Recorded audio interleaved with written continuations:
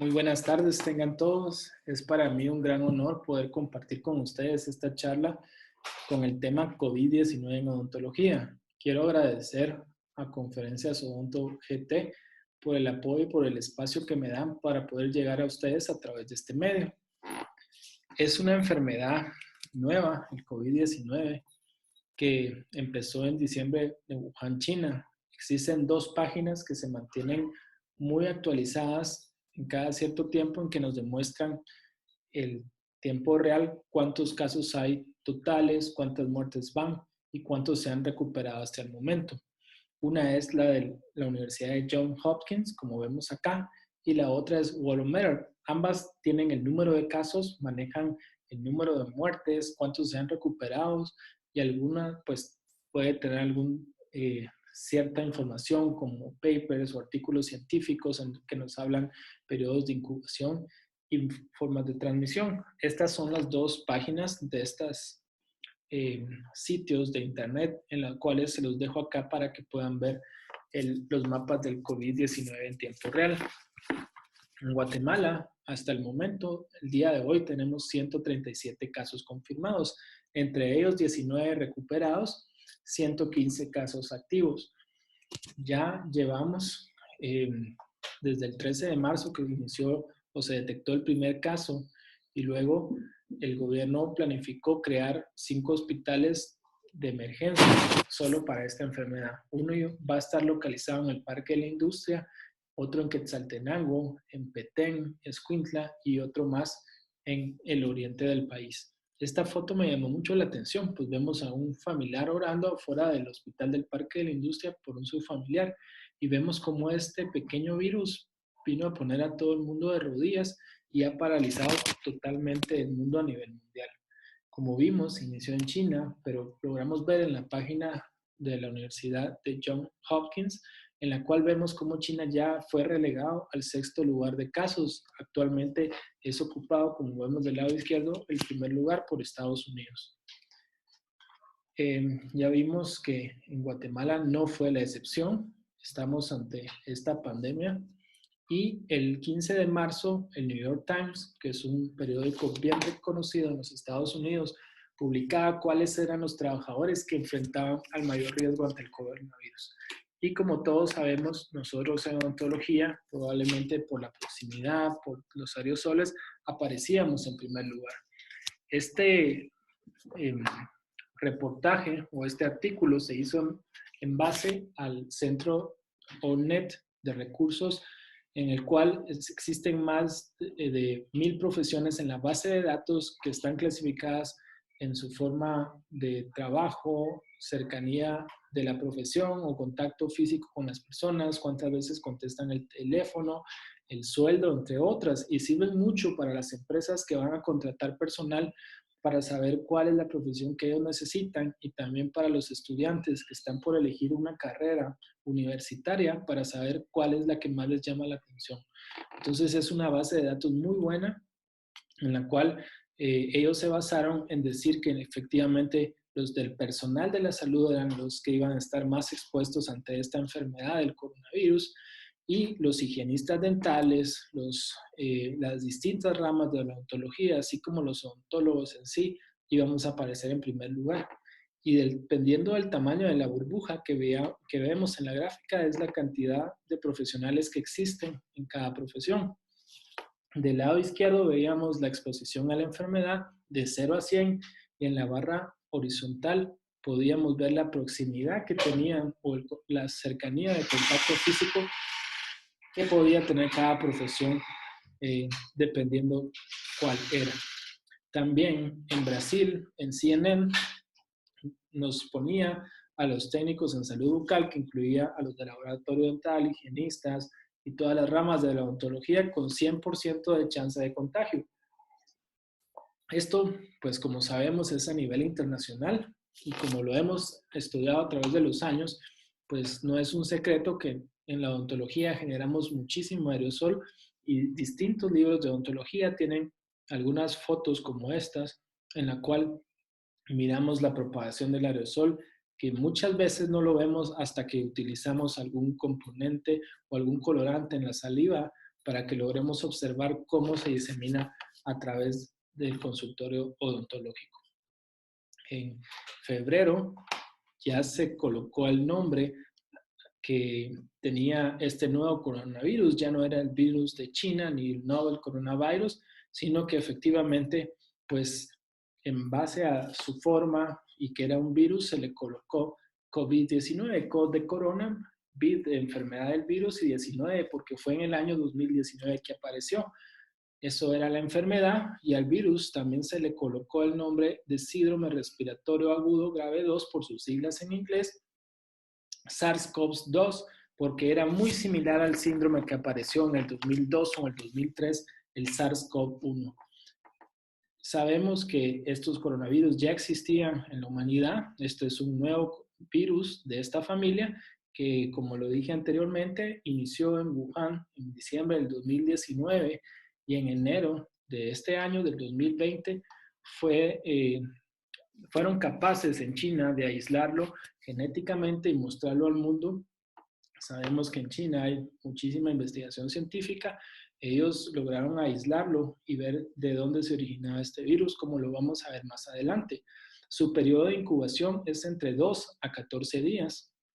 Algunos casos reportan hasta 21 o 27 días incluso, pero la Organización Mundial de la Salud quedó claro que estos casos probablemente podían ser una reinfección o podían estar mal controlados. Eran unos casos aislados y se llevó a cabo o se quedó por el momento que la incubación es un periodo entre 2 a 14 días. Y esto es de suma importancia porque es el periodo de cuarentena mínimo que deberían de tener todas las personas que han sido expuestas probablemente a este virus o han sido contagiadas. Y también es de importancia para saber que probablemente durante este tiempo de asintomáticos, que la persona no sepa que está contaminada, estos pacientes podrían llegar a nuestro consultorio y sin saberlo, si nosotros no tomamos las medidas adecuadas, poder contagiarnos o poder contaminarnos. La mortalidad está al 3.4%, es también algo bastante controversial, pues muchas personas pueden fallecer y sin haber sabido que tuvieron coronavirus porque no fueron examinadas. Entonces, de acá la importancia de que deberían de aumentar el número de pruebas. Y aquí en este esquema vemos que es un virus bien pequeño, no es como a veces nos lo mandan en una cadena de WhatsApp que podría medir hasta 500 nanómetros, que es un virus muy grande, y esto no es cierto. El tamaño que se ha aislado en promedio es entre los 60 y 140 nanómetros. Posee una envoltura lipídica, como muchos otros virus, que protege su RNA. Esta envoltura consta de una proteína MIE y es la importancia de lavarse las manos con una sustancia jabonosa para disolver esta envoltura lipídica y de esta forma inactivar el virus. La forma de corona es por estos spikes que miden entre 6 a 9 nanómetros, que son los que se van a ir a adherir a los receptores ECA de nuestro organismo, ya sean los alveolos pulmonares o la mucosa de cavidad oral, que ya vimos que también se pueden adherir ahí. Entonces, es un virus de un pequeño tamaño, como la mayoría de todos los virus, que si lo comparamos con el Streptococcus mutans, que estamos bien familiarizados nosotros en la odontología, que llega a medir promedio 750 nanómetros, podemos ver las diferencias entre un virus y bacterias se siguen manteniendo en cuanto a tamaño. Y esto ya nos va diciendo cómo es que un virus puede llegar tan fácil y diseminarse a través de nuestro cuerpo, mucho más fácil que una bacteria. No lo podemos ver a simple vista, necesitamos microscopios electrónicos como este, que el lado izquierdo es una vista a 100 nanómetros, la podemos aislar un poquito de mayor tamaño, y luego vemos una toma a una micra, en la cual ya lo podemos ver más pequeño. Esta es una foto real de un coronavirus, de un nuevo o del SARS-CoV-2, como se logra observar en un microscopio. Y este es uno de los artículos o los papers científicos que nos demuestra que el virus no fue creado en un laboratorio, sino fue mutado genéticamente a través de los años, ya que se ha logrado aislar, como vemos en la barra de color azul, un genoma o un genotipo de virus muy similar al que se encontró en humanos, y este estaba en los murciélagos que se aislaron este virus, y probablemente estos murciélagos contaminaron a un pangolino que también se aisló un virus muy similar al encontrado en los humanos hasta un 98%, y ahí se fue dando esa transmisión a través de los años. Probablemente se contaminó el pangolino por las heces del murciélago, y este pangolino en muchas poblaciones de China se utiliza como mascota, o incluso algunas personas lo llegan a consumir. Pero ahorita la hipótesis es válida, es lo que evidencia científica que tenemos, que este virus no fue creado en un laboratorio, sino prácticamente fue una mutación como tantos otros virus que han causado pandemias en la historia de la humanidad, como lo fue la fiebre española en 1918 y otras cuantas como el SARS-CoV-2 o el síndrome respiratorio agudo de Medio Oriente.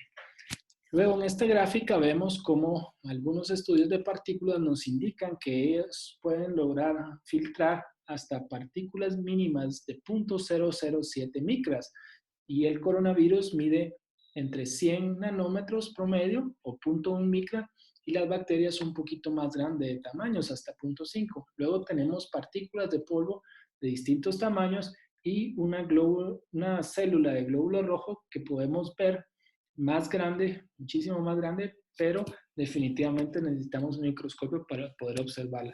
Pero ya con este esquema podemos ver el tamañito de un coronavirus y cómo es importante saber esto para ver cómo llega hasta el sistema respiratorio de forma muy fácil.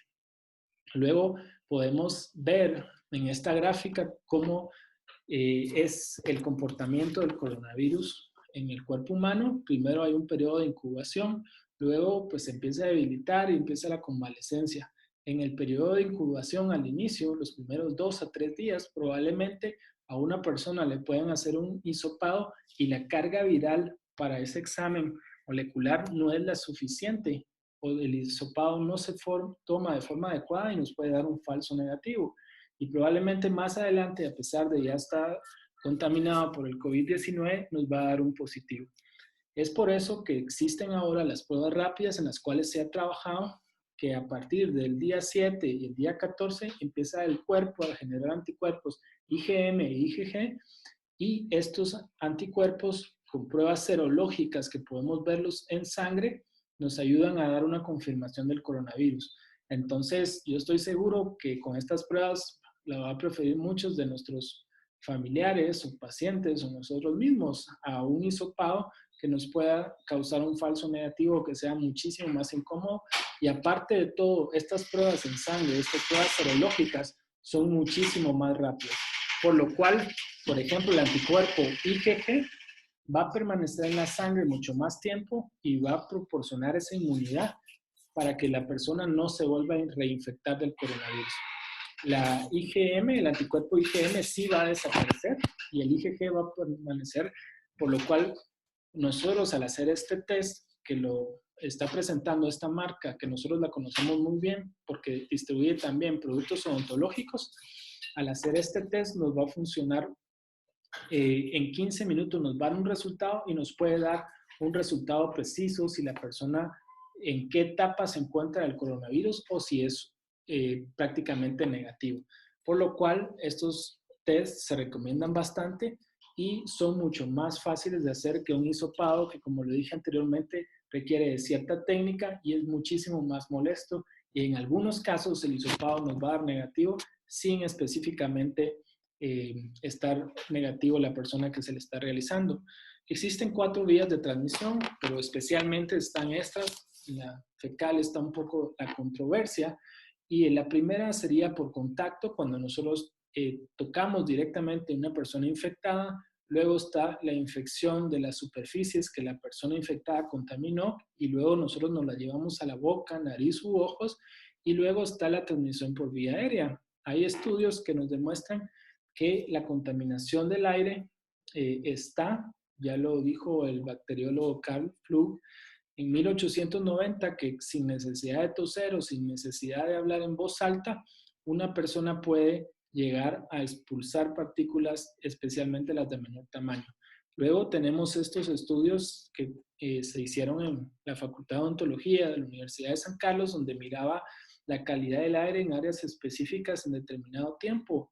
Y luego vemos otro estudio de hacia dónde llegaba a la distancia al utilizar la pieza de mano de alta velocidad y el tamaño de las partículas que había en el aerosol, y luego otro que se utilizó un dispositivo a presión de bicarbonato de sodio, en el cual pues se vio en la mayoría que podría existir una infección cruzada, ya que los cubículos de la facultad pues no están a mayor distancia de 1,20 m. Y eso ocurre en todas las policlínicas, en la mayoría de universidades a nivel internacional, pues son clínicas o multiclínicas que son dispuestas para la mayoría o para una gran cantidad de pacientes, por lo cual ese es algo que tenemos que tomar en cuenta, especialmente los ingenieros o arquitectos que van a diseñar clínicas dentales en un futuro, que deberían de tener por lo menos los 2 metros que nos hablan de contención para evitar este tipo de virus, que como lo hemos visto en algunos estudios puede durar hasta 3 horas en el medio ambiente. Es de recalcar que este estudio se hizo en un laboratorio controlado, no en un consultorio que probablemente pueda tener algún tipo de ventilación o algún tipo de filtración de aire, pero al hacerlo de una manera controlada demostró que algunas partículas se mantenían suspendidas hasta 3 horas por el peso que tienen, por el tamaño, y que las partículas menores a 5 micras podían llegar hasta 2 metros después de que una persona tose o habla de forma fuerte. Este es un artículo del profesor Peng de la Universidad de Wuhan de Odontología de China, en el cual nos hablaba que un paciente infectado puede hacerlo tanto por la generación de aerosoles que nosotros tenemos en el consultorio o por la contaminación de superficies que él toca.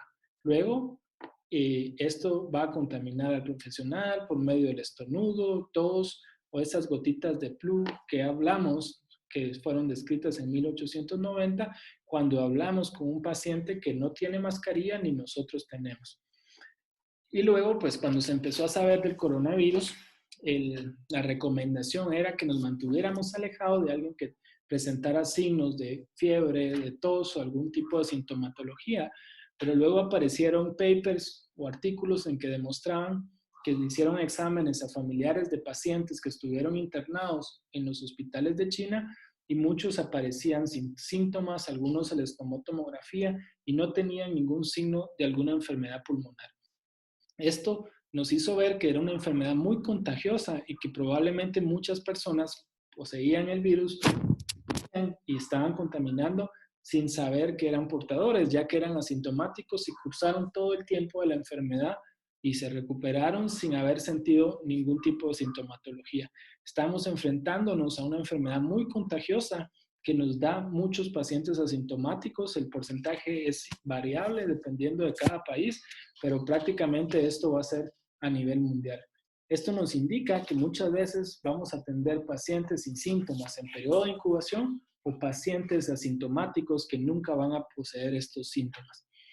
Hay muchos síntomas, pero especialmente estos 3 son los que la mayoría de pacientes con coronavirus tienen, como la fiebre arriba de los 37.5 grados, 38 grados centígrados, la tos seca, esa tos que no produce moco, esa tos es un síntoma bastante alto de coronavirus, y la dificultad para respirar, pacientes que les cuesta respirar, que tienen dolor, y existen otros síntomas como dolor de cuerpo, dolor de cabeza, está reportada la anosmia en algunos y en algunos también diarrea, pero concentrémonos en estos 3 que son los que tienen la mayoría de pacientes que cursan con el COVID-19.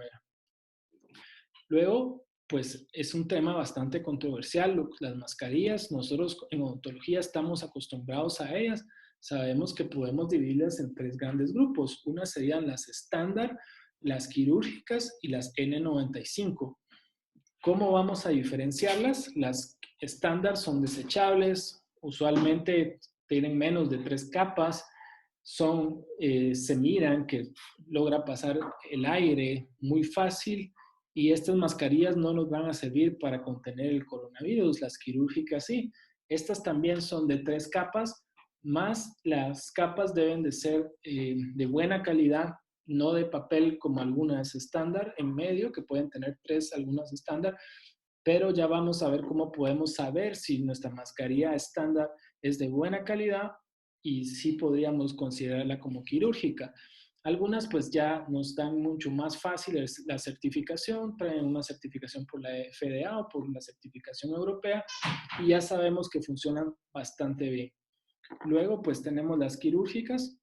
Estas realmente quedan un poco más flojas que las N95, pero en muchos estudios resultan que sí logran filtrar los virus. Y las ideales, la N95 o las FP2 o FP1, que son unas mascarillas similares que se trabajan en ellas en Europa. Luego podemos recibir algún tipo de mensaje donde nos dicen que algunas mascarillas no logran atrapar el coronavirus y ya vamos a ver que esto no es cierto. Nos hablan que sabemos que el coronavirus mide aproximadamente 100 nanómetros y que las mascarillas pueden empezar a filtrar de 300 nanómetros hacia arriba. Entonces, existe algún estudio que vamos a ver más adelante, pero en este caso vamos a hablar cómo diferenciar si es una mascarilla quirúrgica de buena calidad. Hay otros métodos, este video me parece muy acorde, pues nos enseña 3 pruebas bastante rápidas para saber si la tienen. Vamos a recortar la mascarilla que nosotros poseamos y vamos a chequear que tenga las 3 capas que nos dice que debe de tener la quirúrgica. La de afuera, que es la repelente hacia el agua, debe de repeler todo el agua, debe de ser impermeable y cuando nosotros coloquemos unas gotas en su superficie no debe atravesar esas gotas esta primera capa. Si se logra mojar o logra atravesar el agua, estaríamos hasta una mascarilla estándar que no nos va a ayudar en estos momentos ante la prevención del coronavirus. Luego tenemos la capa de en medio, que es la de propileno, y cuando prendamos el encendedor debe derretirse, no debe de agarrar llama o fuego como podría agarrar una mascarilla estándar en la cual nos daríamos cuenta que es un filtro de papel como el que utilizamos en las cafeteras y esto no es efectivo en nuestra profesión. Debe derretirse como se ve acá el propileno porque esto va a causar o va a protegernos de una mejor filtración ante virus y bacterias. Luego, pues vemos varios estudios en los que vemos que una buena mascarilla quirúrgica puede filtrar hasta el 80% de las partículas y una mascarilla N95 hasta el 96%. ¿Y cómo lo van a hacer si pueden tener espacios que podrían pasar partículas de hasta 0.3 micras, sabiendo que el coronavirus puede medir 0.1 micras? No debemos de pensar que las mascarillas son como una red o una atrapadora de malla, como vemos del lado izquierdo.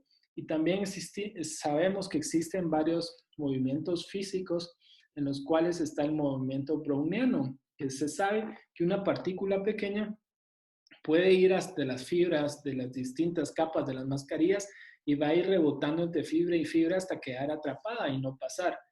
Es cierto que el virus va a quedar en la mascarilla y es por eso que nosotros después de habernosla colocado no debemos de tocar la superficie externa porque podemos contaminarnos. Y es por este movimiento browniano es que va a quedar atrapadas esas partículas menores a 0.3 micras y por lo cual hacen efectivo estas mascarillas. Y hablando de mascarillas con válvulas o sin válvulas, ambas funcionan bastante bien. Solo algo que hay que recalcar que si algún paciente que tiene COVID-19 usa una mascarilla con válvula, probablemente sí va a poder contaminar porque al exhalar esta mascarilla se abre, al inhalar no, porque bloquea, porque es de una sola vía, como las mascarillas que utilizamos para dar RCP, y lo cual se tapa en el momento que nosotros inhalamos, pero al exhalar sí va a poder contaminar si nosotros o alguna persona tiene el COVID-19, porque la mascarilla con válvula hace que se pueda salir por ahí el virus. Del lado izquierdo de su pantalla logran ver las 5 capas que tiene una N95, incluyendo una de carbón activado, que es un filtro bastante fuerte. Estas mascarillas, al tener la válvula, mantienen un poco más comodidad por el control de la humedad y no son tan incómodas como las que son cerradas, pero las cerradas, en el caso de personas que tienen o son portadoras del virus, son las más efectivas. N es quiere decir que esa clasificación no filtra partículas contaminadas con aceite. Las P y la R95 serían las adecuadas si es que vamos a trabajar con partículas de aceite, lo cual no es el caso en odontología. Y aquí vemos que la mascarilla quirúrgica también aparece haciendo una buena filtración de las partículas. Ahora nos enfrentamos ante la escasez de material de protección, especialmente mascarillas. Entonces, cuando vimos o cuando se vio que no había muchas formas de volver a utilizarlas, o sabíamos que si empezamos a utilizar este material muy seguido iba a haber escasez, pues algunas universidades, algunos hospitales empezaron a ver la forma de reutilizarlas, entre ellos la Universidad de Stanford, en que encontró que la desinfección con luz ultravioleta durante 30 minutos era efectiva, al igual que colocarlos en un horno a 70 centígrados durante 30 minutos. Las mascarillas N95. Sumergirlas en alcohol y secarlas no fue efectivo, se degradaron las mascarillas, al igual que se intentó colocarlas en microondas, se derritieron, o colocarlas solución de hipoclorito de sodio. Fue casi que imposible remover esos gases que atrapaban y hacían tóxico a la hora de que alguien respirara. Entonces, la conclusión es utilizar un horno convencional del que utilizamos en cocina durante 30 minutos a 70 centígrados, la desinfección de luz ultravioleta y vaporización de peróxido de hidrógeno, como vamos a ver más adelante. También el vapor de agua normal durante 10 minutos funcionaba bastante bien. Aquí vemos cómo se coloca una mascarilla N95 en un horno convencional, 30 minutos a 60 o 70 centígrados. Y en este video es una forma de colocarnos una mascarilla N95 utilizando un topper.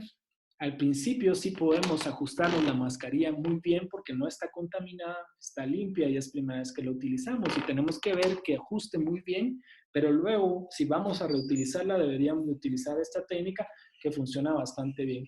Siempre que coloquemos una mascarilla, especialmente la N95, debemos de ver que tenga un buen ajuste, no utilizar algún tipo de maquillaje, recortarnos la barba, porque esto podría impedir que se hiciera un buen ajuste.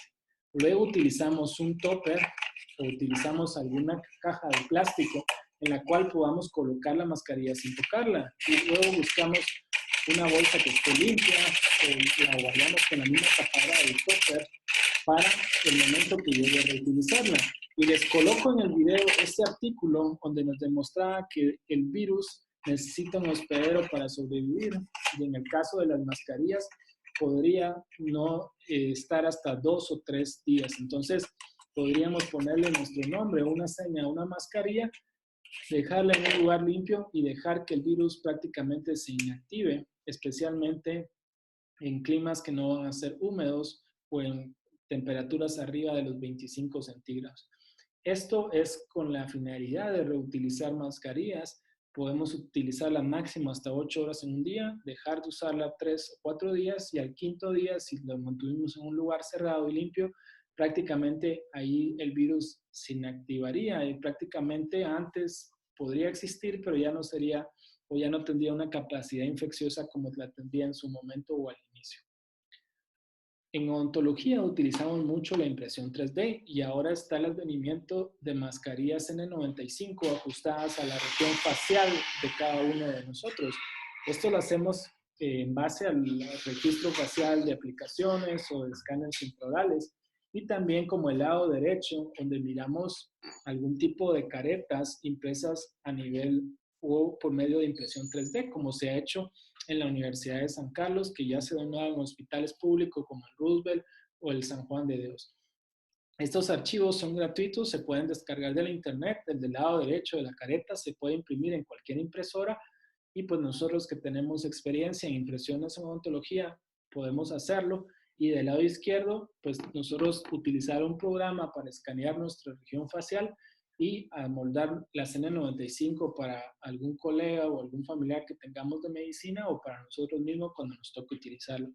Este es un artículo de la Asociación Internacional de Cirugía Oral y Maxilofacial donde se compara las mascarillas quirúrgicas con las mascarillas ajustadas en impresión 3D, lo cual nos demuestra que funcionan bastante bien y funcionan de maravilla cuando nosotros aprovechamos la tecnología a nuestro favor.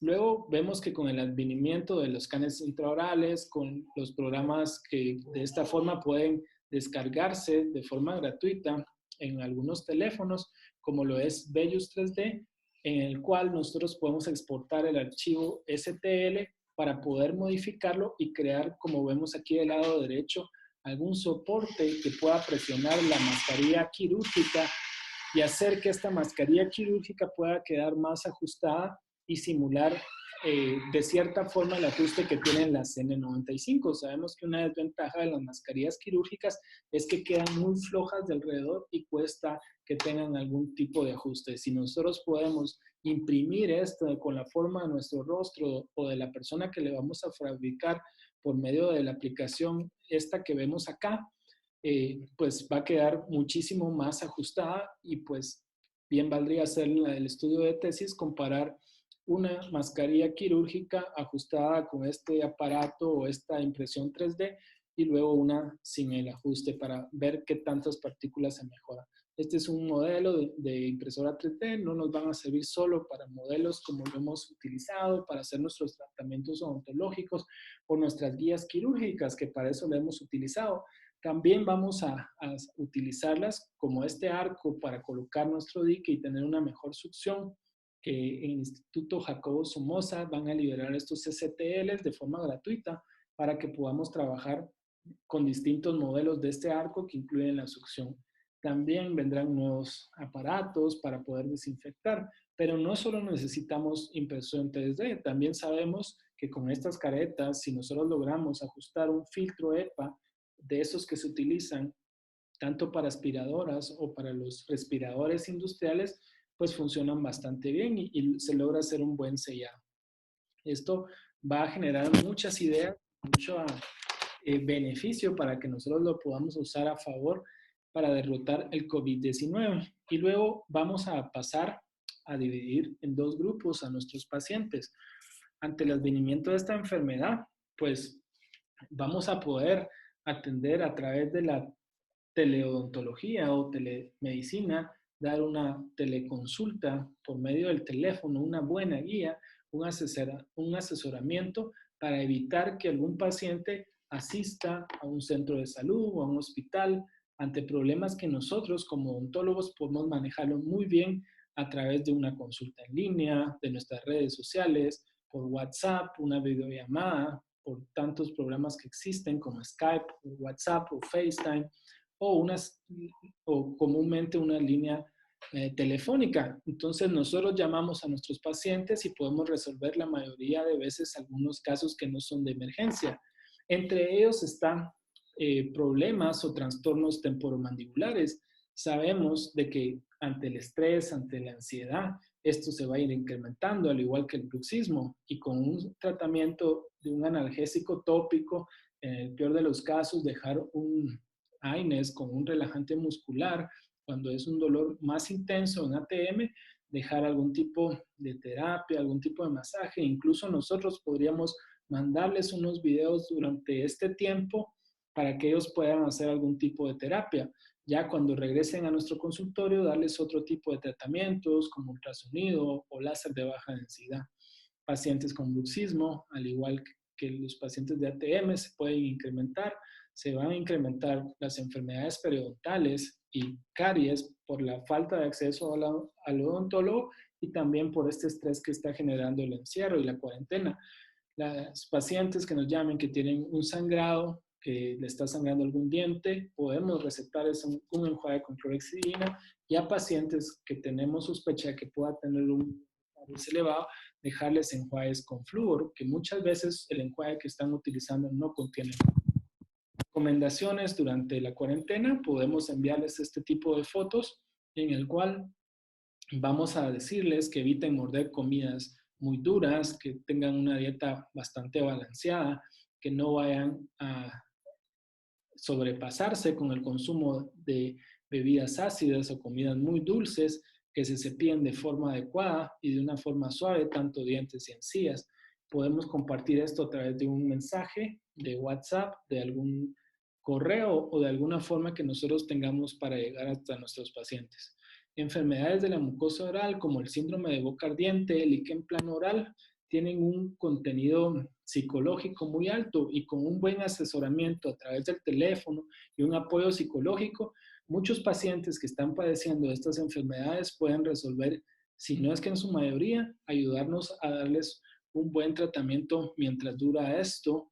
También tenemos los pacientes que cada 3 meses regresan con úlceras en cavidad oral. Sabemos que ellos nos dicen que probablemente aumentan cuando el paciente tiene algún tipo de estrés, tiene algún tipo de problemas en su casa o que vienen los exámenes, viene el paciente con una gran úlcera o cuando están sufriendo algún tipo de problemas personales y les podemos recetar clobetasol o betamethasona al 0.05%, aplicarlo cada 6 horas o cada 8 horas con una capa bien delgada sobre la úlcera y probablemente esto lo podamos resolver sin necesidad de que el paciente llegue a nuestro consultorio. Xerostomía es algo bien molesto, podemos recetarle a nuestros pacientes chicles sin azúcar o que tome agua con pajía para que no se trague la poca saliva y preservarla lo mayor que se pueda. Esto puede generarse en distintos momentos, el estrés también es un factor, pero puede también deberse a medicamentos o algunas otras enfermedades. Y ya hablando de analgésicos, vamos a empezar nuestra primera recomendación con acetaminofén de 500 miligramos cada 6 horas por 3 días.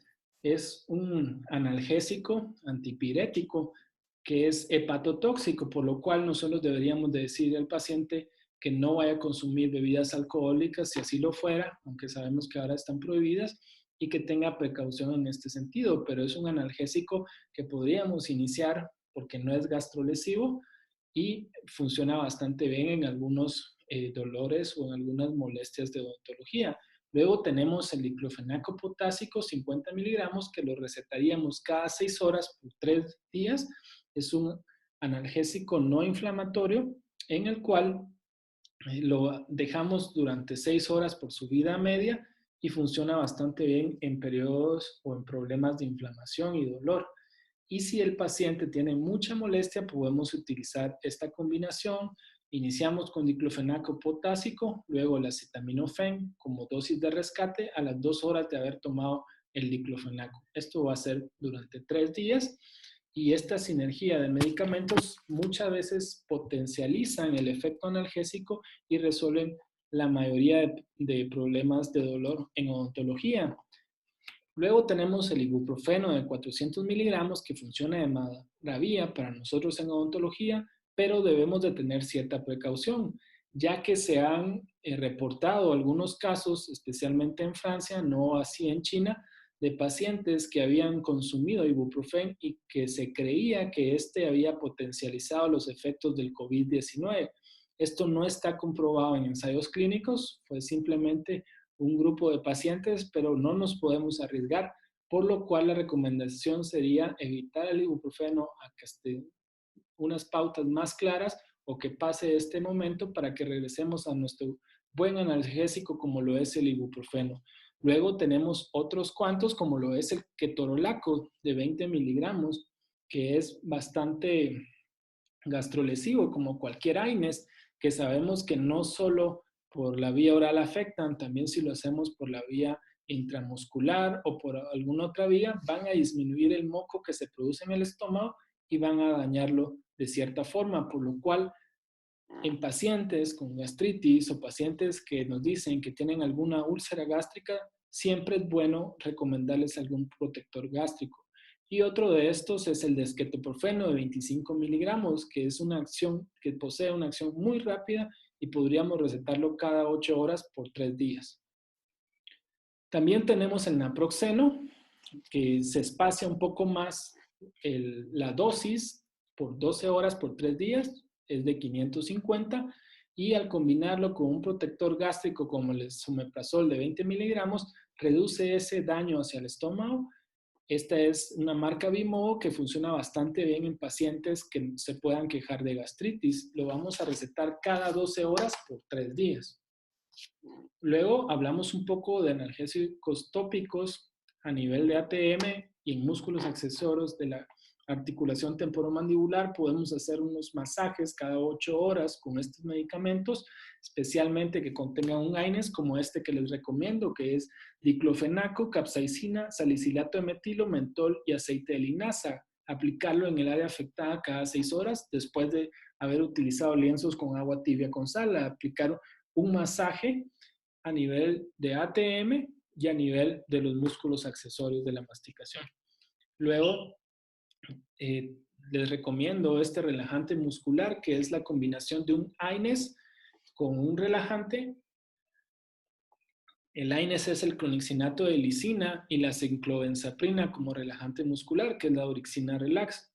Hay muchísimos relajantes musculares que nos ayudan en el tratamiento de trastornos temporomandibulares, pero no vamos a entrar en detalle a cada uno de ellos, y este me parece bastante adecuado por tener una combinación y lo tomamos cada 12 horas por 5 días. Si el paciente refiere que le da mucho sueño, lo podríamos dejar a que se lo tome únicamente por la noche. Luego vamos a hablar de otro tema controversial, como lo son los antibióticos, y muy probablemente los vamos a tener que recetar a distancia en estos momentos. En un estudio que se hizo en la Facultad de Odontología en el 2014, demostró que el 51% escribíamos amoxicilina más ácido clavulánico, y esto es muy bueno, porque efectivamente la mayoría de veces lo hacemos de forma empírica porque no logramos hacer un cultivo previo, pero esto ya lo sabemos, que nuestros antepasados han logrado ver en diversos estudios cuáles son las bacterias que más causan problemas a nivel de cavidad oral, y por eso es que recetamos la amoxicilina de los odontólogos, como dirían nuestros colegas médicos. Les dejo este cuadro donde nos explica una gran parte de los antibióticos que manejamos en odontología. La amoxicilina más ácido clavulánico de 875 miligramos más 125 miligramos de ácido clavulánico cada 12 horas por 5 o 7 días. Si tenemos un cuadro más complicado, podríamos agregarle el metronidazol de 500 miligramos, no como dice acá el cuadro, sino de 500 miligramos cada 8 horas, igual por 5 o 7 días, para que este sinergismo trabaje de forma adecuada. Si el paciente es alérgico a amoxicilina, podríamos dejarle clindamicina de 300 miligramos cada 8 horas por 7 días. Recordemos que la clindamicina, su efecto es bacteriostático y necesita más días para actuar. Una opción de la clindamicina podría ser el dalacin. Luego le marqué con X unas que no utilizamos mucho en Guatemala, y tal vez valdría la pena hablar de la doxiciclina, que funciona muy bien en enfermedades periodontales porque se mantiene a nivel del surco mucho más tiempo que los otros antibióticos, y lo bueno es que se toma solo una de 100 miligramos al día por 7 días igual. Luego tenemos algunos enjuagues como la clorhexidina, que sabemos que tiene un efecto bactericida al 0.12 al 0.2% en pacientes que tienen sangrado, pacientes que tienen pericoronaritis o dolor de terceros molares. Este sería lo primero, combinados con enjuagues de agua tibia con sal. Y también en pacientes propensos a caries dental, o pacientes que vamos a tener como profiláctico, o pacientes que queremos recetar un buen enjuague bucal, creo que sería el momento de recetarles alguno que contenga flúor. Muchos en el mercado no tienen flúor y estamos perdiendo esa ayuda de cierta forma. Este estudio me llamó muchísimo la atención y hablaba del impacto del COVID en la utilización de servicios dentales de emergencia, cómo llegaban los pacientes antes del COVID y durante el COVID, y vemos que en la barra de arriba, negra, estaban los dolores pulpares o dolores de tipo odontogénico, y en las segundas 2 barras eran celulitis y abscesos, en los cuales vemos similitud en el número de pacientes. Luego también se veía trauma, otras emergencias y algunas que no eran urgencias. Abajo veíamos el porcentaje de pacientes, y alguna conclusión que llegamos con este estudio de China, de Beijing, es que durante el tiempo que duró el COVID, se incrementó el porcentaje de dolor pulpar y también el porcentaje de abscesos y celulitis. Esto es debido a que el tratamiento odontológico de prevención no se estaba dando durante estos días, y pues ya vemos la importancia del tratamiento odontológico. Odontólogos siempre va a necesitar el mundo, y esto queda comprobado de cierta forma en este estudio que se hizo en Beijing. Lo que nosotros queremos evitar precisamente es esto: atender emergencias para no llegar a una angina de Ludwig que vamos a necesitar drenarla. Cuando ya está muy avanzado, probablemente el paciente va a necesitar ir en un intensivo, y si sabemos que en este momento es cuando más necesitamos que no se sobrepase el límite, que no hacinemos los hospitales, ya que en Guatemala poseemos una cama en un hospital por cada 2,000 personas, y que nosotros disminuyamos este número por un tratamiento que podemos hacerlo de una forma eficiente, incluso sin llegar a tratarlo en el consultorio. Muy probablemente estos pacientes de angina de Ludwig no hubieran llegado a esto con una simple extracción dental, con una simple restauración, pero ya cuando llegan a este nivel, pues ya es manejo intrahospitalario, y si no se hace una consulta a un odontólogo o a un cirujano maxilofacial, probablemente se drene este absceso y al mes regrese con un absceso más fuerte, con una complicación y una resistencia bacteriana aún más grave. Por lo cual es importante que vayamos de la mano trabajando con los profesionales de la salud que están en hospitales y son la primera línea de defensa en este momento, y tratar de no sobrecargarles el trabajo atendiendo las consultas tanto a través de teleodontología o en nuestro consultorio, como en este caso. Este caso es una paciente que llegó a la facultad y llegó con una infección que tenía mucho dolor y que se originaba por un diente, en el cual nosotros lo resolvimos haciendo el drenaje y con un tratamiento de canales.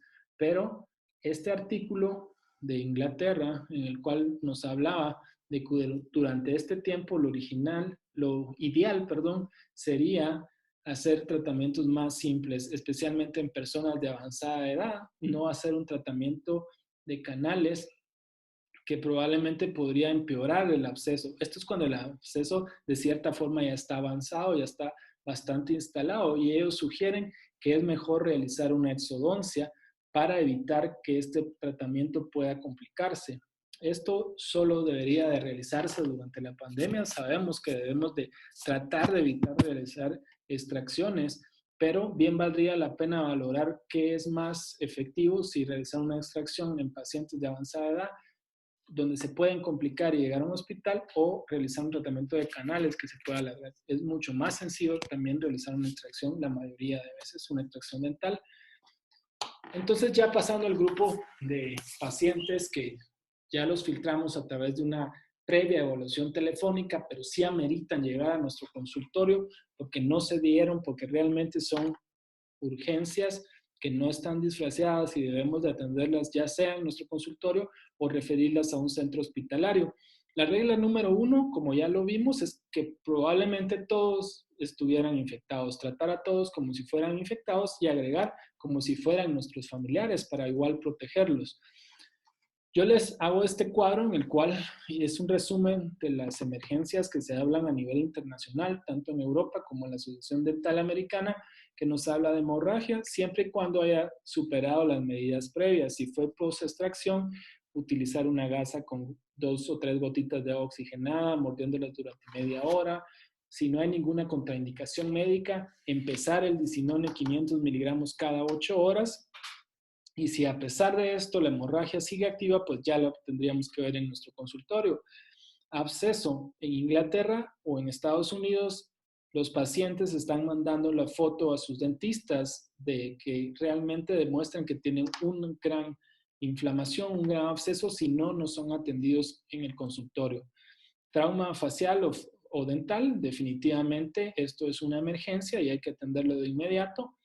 Los pacientes no saben qué es absceso, no saben si realmente lo tienen, por lo cual es bien válido hacer una videollamada o que ellos nos envíen una foto. Dolor pulpar, esto fue la mayoría de consultas en una clínica dental de emergencia en China. Se puede agravar esto, cada vez nos van a ir consultando más por esto de emergencia. Pericoronaritis, podemos ir a atenderlo a nuestro consultorio, lavar o irrigar ese capuchón con clorexidina. Si no podemos hacer la cirugía o referirla en ese momento, podemos aliviar esa pericoronaritis colocando una torunda de eugenol donde se encuentra el capuchón y valorar e iniciar una antibioterapia, porque sabemos que probablemente esto es un dolor muy fuerte. Alveolitis o alveolo seco, podríamos citar al paciente para cambio de las curaciones, como lo es el Albugil o algún Hemospon o alguna esponja que estemos utilizando que un genol, que la cambiemos cada 2 días porque sabemos que es un dolor muy fuerte. Tratamiento dental prequirúrgico, como lo puede ser un paciente que va a ser operado del corazón, de cáncer y que necesita una profilaxis odontológica previa, esto sería una emergencia, una prótesis mal adaptada que esté causándole daño al sistema estomatognático de nuestros pacientes, aparatos de ortodoncia mal ajustados que se han zafado, que estén dañando, perforando o haciendo una úlcera en la mucosa, algún provisional que se cayó, si pudiéramos colocar la cementación definitiva sería lo ideal.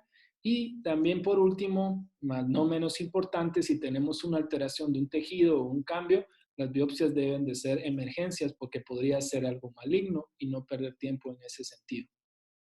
Esta es una infografía que yo realicé en la cual vemos una evaluación del paciente previa, tomando temperatura sin contacto, algunas preguntas, las cuales, como si ha viajado a países de riesgo en los últimos 14 días, va a caer en desuso porque sabemos que ahora están cerradas las fronteras y esto ya no se está realizando, pero las otras siguen siendo válidas. Y esto lo podemos hacer a través del teléfono, luego ya tomamos la temperatura sin contacto para ver si podemos atenderlo en nuestro consultorio, porque si es un paciente con síntomas de un coronavirus activo, debería de ser tratado en un centro hospitalario con mejores medidas de bioseguridad. Si es que se encuentra en el caso el lavado, ya hablamos de eso, el método de protección de barreras y cómo diluir el peróxido de hidrógeno de una forma adecuada previo a la utilización y tratamiento del paciente para inactivación y oxidación del virus. El paciente no le vamos a pedir que enjuague después de haberse hecho los buches con peróxido de hidrógeno al 1%, idealmente utilizar dique de goma para evitar esos aerosoles, mejor si usamos ese arco que vimos en impresión 3D que tiene la succión integrada, utilizar medios o agentes químicos para remoción de caries, utilizar la pieza de alta velocidad lo menos que se pueda. Idealmente tomar ortopantomografías, evitemos las radiografías intraorales porque pueden producir o estimular la tos, que sabemos que inactivamos el virus en cavidad oral con el peróxido de hidrógeno, pero este virus probablemente siga en nuestros pulmones y en nuestra sala de espera quitar todo material o superficies que puedan ser hospederos de virus como revistas, prensas o algún otro aparato y saber que vamos a tener que espaciar por 1 metro a cada mínimo a una persona que nos está esperando. También tenemos la limpieza y desinfección de superficies de trabajo, como lo podríamos hacer con hipoclorito de sodio, y aquí vemos la fórmula para diluirlo. También es importante que podemos quitarle el agua a nuestra pieza de alta velocidad y utilizar una irrigación con una jeringa con agua estéril o solución salina previamente refrigerada para ayudar como refrigerante y utilizar una succión de alta potencia. Luego tenemos el equipo básico de protección personal como es este que aparece a continuación y debemos de saber que deberíamos de llevar algún tipo de ropa diferente que debemos dejar en nuestro consultorio y esta otra para utilizarla nosotros de protección. Agregamos ahora batas que llegan a cubrirnos, ya no filipinas que nos quedan solo y queda descubierta una parte de nuestro antebrazo. Sabemos de qué es importante la protección ocular, las caretas, que es encima de la protección ocular, y vemos este estudio en el cual un experto en epidemiología llegó a Wuhan, utilizó la N95, pero probablemente no utilizó lentes de forma adecuada e inició con una conjuntivitis y se cree que la contaminación vino a través de la forma ocular a pesar de tener un equipo bastante adecuado, pero la no utilización de protector ocular hizo que se contaminara. Y en algunos hospitales se utilizan estos protectores como el del lado izquierdo de 3M de otras marcas, en el cual aísla totalmente y dura 8 horas. Es como que tuviéramos un traje de buzo de astronauta y es lo mejor que se puede utilizar, pero siendo realistas, esto no es una realidad tan fácil para Guatemala. Debemos de lavarnos las manos antes y después de atender a nuestro paciente con un buen protocolo de lavado de manos, no tenemos uno muy bueno en la página de la Universidad de San Carlos, especialmente en la Biblioteca Central, un buen protocolo. Sabemos de que muchas veces si no seguimos un buen protocolo van a haber superficies que no logramos eh, llegar con una superficie jabonosa y ya vimos cómo podemos desintegrar o anular el virus de esta forma. Le pedimos a nuestros pacientes que se enjuaguen durante 1 minuto con peróxido de hidrógeno o una solución yodada, que no se enjuague. Le vamos a colocar protección a nuestros pacientes, tanto gorro, lentes o algún odontoprotector como un baber. Y en base a estudios internacionales y algunas tesis que tenemos en la facultad, sabemos que dependiendo de la partícula del virus, así va a ser la contaminación. Entonces, si es más pequeña, puede llegar hasta 2 metros y contaminar un 50% y en el 100% de contaminación en el metro a la redonda. Antes y después de tratar a nuestros pacientes es importante que tengamos algún tipo de desinfección con una solución como lo es el hipoclorito de sodio, el peróxido de hidrógeno al 1%, algún cuaternario de amonio, la glucoprotamina o alcohol al 70%. Esto lo vamos a realizar antes y después de atender a nuestros pacientes y estos productos funcionan bastante bien, pues han sido estudiados con distintos tipos de virus y bacterias. La desinfección del área de trabajo lo vamos a hacer en un orden, yendo del área menos contaminada hacia el área más contaminada. En este caso sería el orden de la limpieza del equipo dental. Iniciamos con la lámpara, luego con el respaldo, luego con la silla de nuestra unidad, la superficie del carrito auxiliar, luego ya pasamos al equipo con las piezas de mano y por último la escupidera. Barreras mecánicas, esto es bien importante, donde se coloca a nuestro paciente, donde nosotros vamos a tocar probablemente con los guantes infectados y viene como algunos odontólogos a nivel internacional o también en Guatemala se les han ideado para evitar ese aerosol, como en este caso de unos dentistas brasileños o esta mesita de mayo en la cual vemos que también reduce de forma significante la producción de aerosol a la hora de trabajar nosotros con nuestra pieza de alta velocidad y esas son las cosas que van a ir saliendo y nosotros debemos actualizarnos para ver qué funciona en nuestro consultorio. La protección del aire lo vamos a hacer con productos químicos como esta solución de Lysol de alcohol más amonio, ya tanto en spray como en líquido que lo podemos utilizar con un atomizador. Luego en la Universidad de Duke que se empezó a utilizar el peróxido de hidrógeno vaporizado al 35% para desinfectar las N95 de los hospitales. En esta universidad es donde se graduó el creador de Duolingo, que es un orgullo chapín. Y también hay estudios donde hay vaporizadores que se utilizan a la concentración de peróxido de hidrógeno al 3%, que es la que comúnmente nosotros encontramos en los supermercados o en las farmacias. También nos va a servir para desinfectar estos protectores o estas caretas faciales, ya que si lo hacemos con otro líquido que no sea peróxido o hipoclorito del sodio al 0.1%, probablemente estos detergentes sean muy abrasivos, al igual que el alcohol, y puedan dañaron nuestras caretas y hacerlas inservibles. Tenemos otros vaporizadores como este de la marca Sherma que están en muchos laboratorios dentales, pero el precio es bastante elevado y con esto servía bastante bien para utilizar un vaporizador de peróxido de hidrógeno. Esto es algo que se viene utilizando mucho antes del coronavirus. Se mezclaban algunas pastillas con peróxido de hidrógeno y ácido periacético para limpiar las mangueras y está demostrado que funciona bastante bien. El peróxido de hidrógeno hasta la fecha no es carcinógeno como algunas otras sustancias, no es tan tóxico y por el momento ha demostrado buena interacción en las superficies donde se ha utilizado.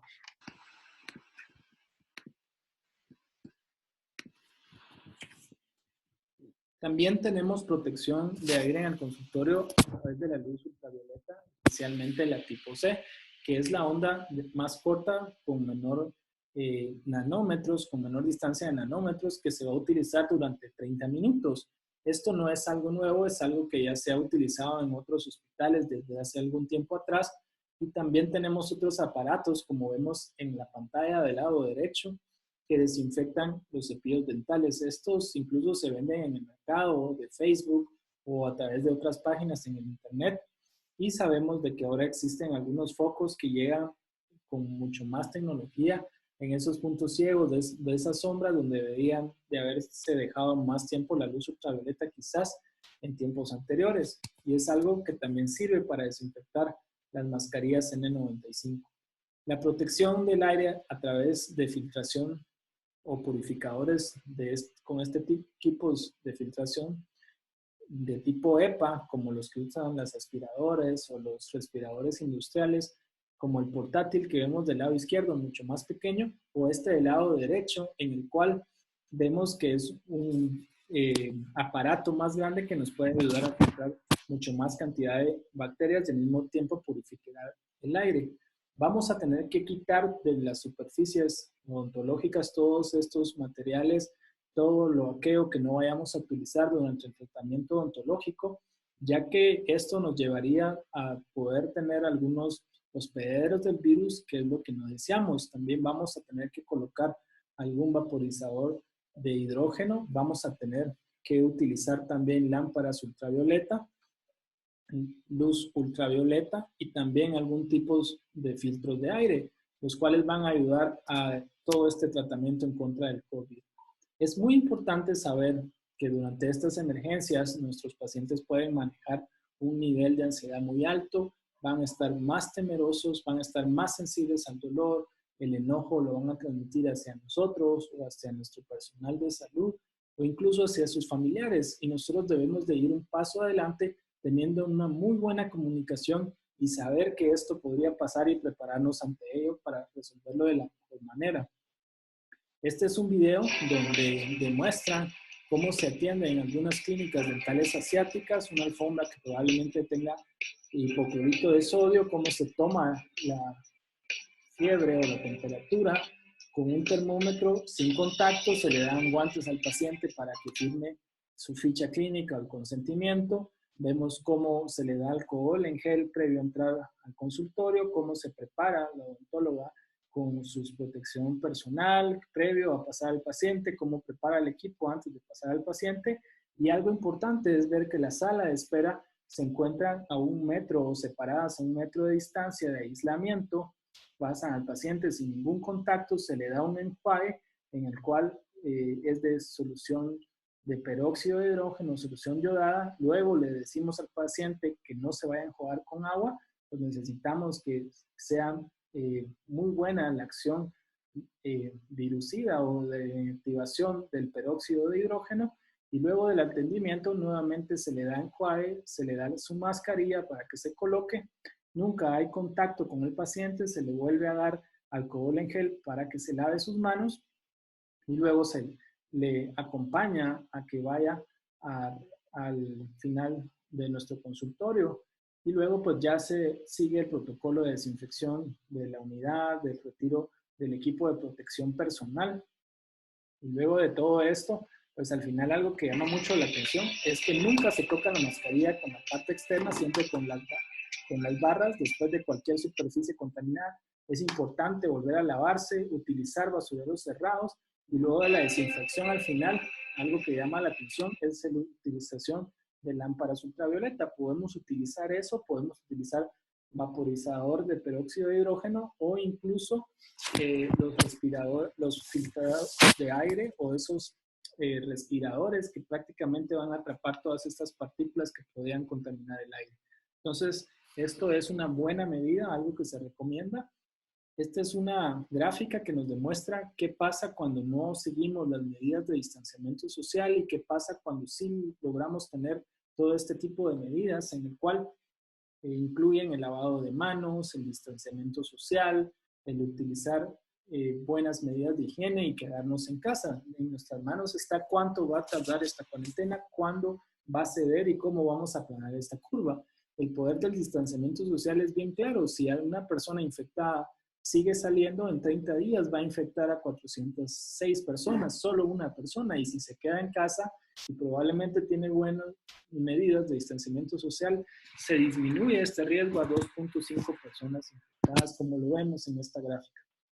Es una nueva época Nuestros niños están naciendo con estas caretas, con estas protecciones. Es una época diferente que nos tiene este virus y hay mucha publicidad en la que nos indica que debemos usar mascarilla. Muchas veces de forma inadecuada, como lo vemos acá. Ya no es tiempo de usar las mascarillas en el cuello, mascarillas que solo cubran la boca, sino deben de ser completas, de que cubran nariz y boca y nunca tocárselas, tratar de no estar tocándolas porque sabemos que la superficie externa puede estar contaminada.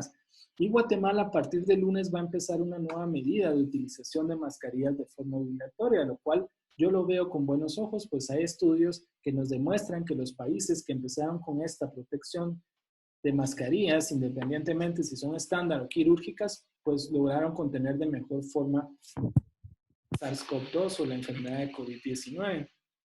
Hay muy buenas noticias, cada vez hay nuevos artículos científicos, hay mucha investigación atrás de todo esto, vienen los ensayos clínicos que ya iniciaron y entre uno de estos está la utilización del plasma en pacientes convalecientes o pacientes que ya lograron superar el COVID-19. Sabemos que en su interior van a haber muchos anticuerpos que podrían servir para el tratamiento de personas que están cursando la enfermedad. Esto es algo que está en ensayo, no es algo seguro, pero ya veremos que el tratamiento que se va a dar en un futuro con las famosas vacunas, que hay muchos países que están atrás de ellos y van muy adelantados, obviamente esto lleva tiempo, pero funcionarán de la siguiente manera, en los receptores tanto de las células del pulmón o de la mucosa, esos receptores donde se va a adherir como el virus para reproducirse y para hacer daño, ya no lo van a poder hacer por estos anticuerpos que se van a crear para evitar que el virus se pueda adherir a nuestras células y de esta forma reproducirse y seguir haciendo daño. Para terminar, quiero dejarlos con esta frase que es muy acorde a la situación y me gustó muchísimo, que dice así: cuando la situación es buena, disfrútala. Cuando la situación es mala, transfórmala. Cuando la situación no puede ser transformada, transfórmate. Es de Víctor Frank.